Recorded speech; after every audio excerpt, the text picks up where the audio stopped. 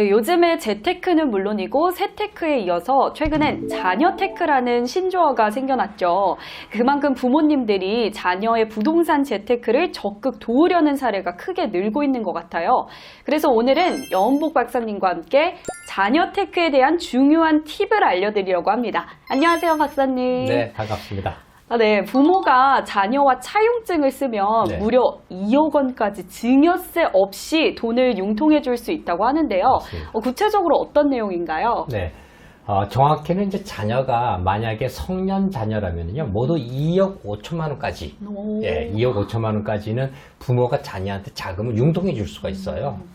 예, 그래서 다시 말씀드리면 일단 지난 10년간 만약에 자녀에게 증여한 적이 없다라는 경우, 예, 그런 경우에는 5천만 원까지는 증여세 없이 자녀에게 줄 수 있잖아요. 그죠? 그건 네. 다들 알고 계실 테고. 그리고 자녀와 차용증을 또 쓰면은요, 추가로 2억 원까지, 예, 돈을 이자 없이 자녀에게 빌려줄 수가 있거든요. 오, 박사님, 정말로 이자 없이 부모가 자녀에게 2억 원이나 빌려줄 수 있다고요? 네. 좀 의심이 많은 저로서는 네. 믿기지가 않는데 정말인가요? 네. 평소 민지쌤은 뭐 의심이 많은 건 제가 알고 있지만 이번만큼은 제 말을 좀 믿으셔야 하고요. 그 차용증만 쓰시면 자녀에게 증여세도 물지 않고요. 최대 2억 원까지 빌려줄 수가 있거든요. 물론 이때 이자도요, 무이자로 할 수가 있어요. 무이자. 이자 없이. 네. 굉장히 좋죠. 그래서 이제 자녀들이 어떤 사업을 한다거나 또는 자녀가 결혼해서 왜 전세자금을 많이 얻잖아요. 그쵸. 부모로부터. 그때도 마찬가지인데요. 부모에게 전세금을 빌릴 때 그때 차용증을 안 쓰시는 분들이 많아요. 써야 그쵸, 됩니다. 그쵸. 예, 차용증을 써두어야 나중에 증여세 폭탄을 피할 수가 있죠. 예, 최근에는 이제 부모가 자녀 명의 투자를 위해서 자녀 명의로 전세를 끼고 주택을 산다거나 오피스텔 등의 이제 부동산 투자하는 경우가 많죠. 예, 그럴 경우에는 이제 주택같이 이런 데 투자할 때는 자금 조달 계획서라고 하는 것을 작성해서 제출해야 하는데요. 이 자금 조달 계획서 안에는 이제 부모로부터의 차용금이 얼마라고 이렇게 적어두면 자금 출처를 인정받을 수가 있습니다. 아무튼 이제 이 모든 경우에 부모는 자녀에게 총 2억 5천만 원까지는 자금 융통을 당장 해줄 수 있습니다. 이제 이렇게 부모와 자녀 간에 차용증을 작성을 해서 자금 융통 방법을 잘만 활용하시면 정말 유용한 자녀 재테크 팁이 됩니다. 박사님, 그런데 제가 알기로는 부모가 자녀에게 돈을 차용해 줄 때는 4.6%의 법정 이자를 자녀가 부모에게 지급해야지 증여세 추징을 당하지 않는다고 알고 있었거든요. 예, 맞습니다. 그 4.6%가 굉장히 중요한데요. 대부분 이제 많은 분들이 이제 조금 잘못 알고 계신 부분들이 많아요. 예를 들어서 2억 원을 자녀에게 빌려주고 4.6%의 이자를 받는 것이 원래는 정상입니다. 예. 그런데 이제 여기서 2억에 4.6% 이자를 곱하면 대략 이자액이 약 한 920만 원 정도밖에 되지 않아요. 많은데요? 예, 920만 원 정도. 네. 근데 세법에서는요, 부모 자식 간의 경우에서는 이자 상당액이 1년에 1,000만 원 이하까지는요, 1,000만 원 이하까지는 증여세를 내지 않아도 됩니다. 따라서 2억 원까지는 차용증의 무이자로 작성해도 무방한 겁니다. 예. 그런데 박사님, 만약에 부모가 자녀에게 2억 원 이상을 빌려줘야 할 상황도 있을 것 있죠. 같은데요. 예. 이렇게 2억 원 이상을 빌려줄 때는 이자를 어떻게 정하면 될까요? 네, 굉장히 중요한 부분인데요. 사실 과세관청에서는 이제 가족 포함해서 누구든지 무상으로 금전을 주고받는 경우에는요, 증여로 규정을 합니다. 예, 그래서 뭐 이렇게 뭐 친구 또는 뭐 친척이라 해서 돈을 이렇게 빌려주거나 또 통장에 입금하면요, 그 증여예요. 걸리면. 친구끼리요? 예, 안 걸려서 증여세를 안 맞을 뿐이지. 예, 재수 없으면 걸립니다. 특히 이제 부모와 자녀 간의 경우를 우리는 보통 특수관계자 사이다 이런 얘기 들어보셨어요? 네. 예, 특수관계자 사이라고 법률적으로 말하고 있습니다. 그리고 이제 세법에서는 이런 특수관계자 사이에 자금을 빌려주고 받을 때는요, 4.6%의 이자율을 적용하게 되어 있습니다. 예.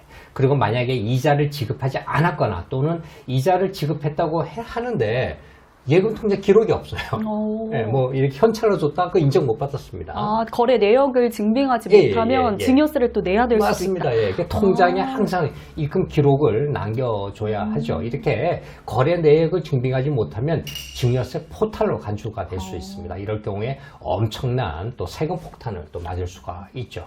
예를 들어서 이제 부모가 자녀에게 이자 면제 범위가 아까 제가 2억 원이라고 네. 얘기했는데 2억을 초과해서 빌려주는 경우를 예를 들어서 제가 한번 설명을 한번 해볼게요.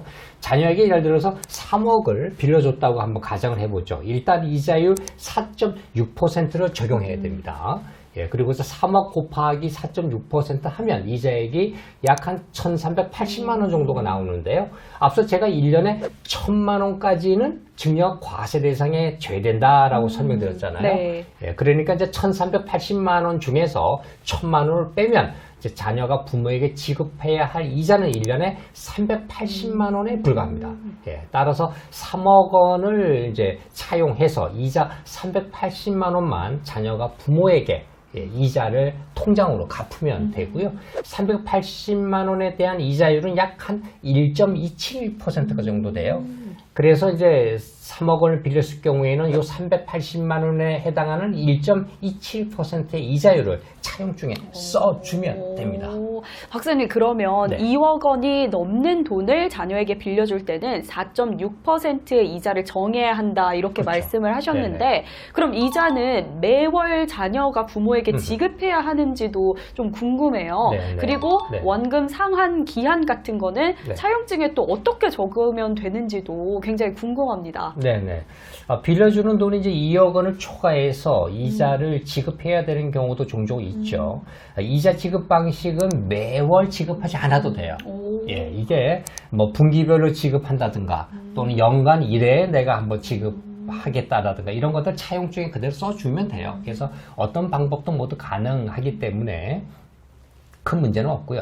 그리고 이제 원금에 대한 변제 기일도 차용증에 적어둬야 하는데요. 뭐 1년이든 2년이든 3년이든 네. 본인은 원하는 기간을 변제 기일을 적어두면 됩니다. 또 협의에 따라서 조정할 수 있다라고 하는 조항도 차용증에 한번 삽입해 주면 또 편리하고요. 만기가 돼서도 뭐 둘이 합의하에 더 연장할 수도 있지 않겠습니까? 그래서 이런 조항도 하나 써주면 좋고요. 그리고 만약 이제 변제기가 도래됐는데 연장하고 싶으면 그때는 차용증을 다시 써서 연장하면 되는 거예요. 오, 예. 편리하네요. 네네. 그래서 너무 그 만기 그 기간, 변제 기간을 뭐 몇 년으로 할까 고민할 필요는 크게 없고요. 참 그리고 이제 차용증 양식은요, 본 영상 하단에 있으니까 그걸 다운받아서 사용하시면 됩니다. 네, 이자를 내든 내지 않든 차용증은 무조건 작성해둬야 한다는 것은 지금 알았는데요. 네네. 그럼 박사님, 차용증은 언제 작성해두면 좋을까요? 그 네네. 자금 출처에 대한 세무조사가 나왔을 때 그때 가서 나중에 차용증을 작성해서 세무서에 제출해도 괜찮은 걸까요? 예, 이게 그 차용증을 미처 작성하지 못해서 혹시 나중에 세무당국에서 자금 출처에 대한 조사가 나올 수가 있는데요. 뭐 팩스가 오거나 이제 전화가 오거나 하는데 그때 막 급하게 3년 전에 돈을 빌려줬는데 지금 와서 차용증을 무서울 것 3년 전 같아요. 날짜를 적어서 전화 내시는 분들이 종종 있기 때문에 네. 그거는 인정받지 못할 수가 있습니다. 네. 예, 그래서 차용증 작성 시기가 아주 중요하죠. 그래서 어떤 분들은 이제 몇 년 전에 돈을 자녀에게 빌려주었다가 최근에 이제 자금 출처 조사를 받게 돼서 차용증을 급조해서 만들어서 제출하시는 분들이 계신데 이런 경우는 차용으로 인정받지 못합니다. 예, 가장 안전한 방법은요. 부모가 자녀 은행 계좌에 돈을 입금해 준 시점에 뭐 하루 이틀 정도는 괜찮습니다. 그 시점에서 차용증 날짜를 적어 두시는 것이 아주 좋고요. 특히 중요한 것은 차용증을 작성한 후에는요. 해야 할 일이 꼭 하나가 있어요. 뭐죠?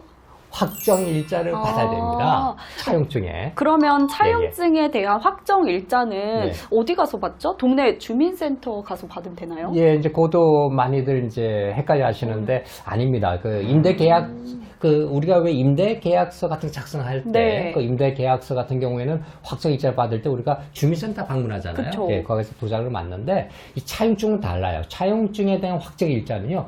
등기소에 가셔야 돼요. 등기소. 예, 등기소는 뭐 전국에 다 있는데 뭐 그렇게 집 옆에 있는 경우는 드물어요. 등기소가 좀 멀리 있는 경우가 종종 있는데 뭐 아주 간단합니다. 집에서 가까운 아무 등기소나 찾아가셔서요. 예, 확정일자라고 쓰여있는 창구가 있어요. 예, 등기소 가시면 거기 가서 차용증 제출하시면 바로 확정일자를 꽝꽝 찍어줍니다. 확정일자 받는 것도 네네. 왠지 돈이 될 것 같아요. 네, 맞아요. 비싼가요? 걱정하셨을 때입니다. 건당 한 600원 정도밖에 내지 싸네요. 않고요. 대신 이제 카드는 안 받습니다. 그래서 현금으로 600원을 납부해야 합니다. 그리고 사실 이제 확정일자 받은 차용증을 어디에 뭐 제출한다거나 그럴 일은 없어요. 우리가 그걸 확정일자 받은 차용증 그냥 집안에 잘 불에 타지 않게 보관만 잘 해두시면 되고요. 이렇게 이제 귀찮게 차용증을 작성하고 또 등기소에 가서 확정일자까지 받아야 두는 이유가 있거든요.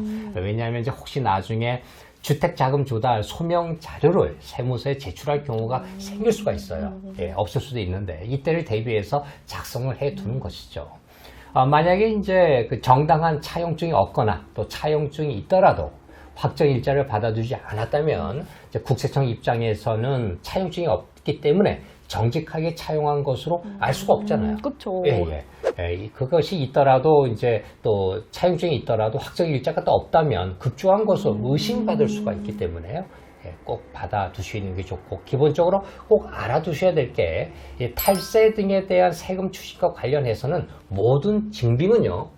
세무서가 하는 게 아닙니다. 국세청이 하는 게 아니고요. 네. 납세자가 하도록 되어 있어요. 법적으로. 네. 납세자가 그거 증빙을 못하면요. 그냥 세금 폭탄을 맞는 겁니다. 그래서 납세자가 증빙 자료를 제출하지 못하면 이제 과세된 금액 그대로 세금을 납부할 수밖에 없게 되는 거죠. 오늘 정말 소중한 팁을 많이 얻은 것 같아요. 지금 방송 보시는 시청자분께서도 좀 팁을 많이 얻으셨을 것 같은데 박사님 제가 대신해서 감사드리고요. 네, 오늘 영상 보셨다면 좋아요와 구독 꼭 눌러주시면 다른 유익한 정보도 빨리 받아보실 수 있습니다. 그리고 실시간으로 더 궁금한 부분은 저희가 운영 중인 카카오톡 오픈 채팅방에 참여하시면 됩니다. 카카오톡 오픈 채팅방에서는 부동산 재테크, 청약 정보, 그리고 분양 정보를 실시간으로 만나보실 수 있는데요. 영상 설명란 또는 댓글에 링크되어 있는 주소를 클릭하시면 참여가 가능합니다. 저와 박사님은 물론이고 부동산 재테크 전문가 다수가 참여했으니 꼭 참여하시면 좋을 것 같습니다. 그럼 박사님 저희 마무리 인사할까요? 하나, 둘, 감사합니다.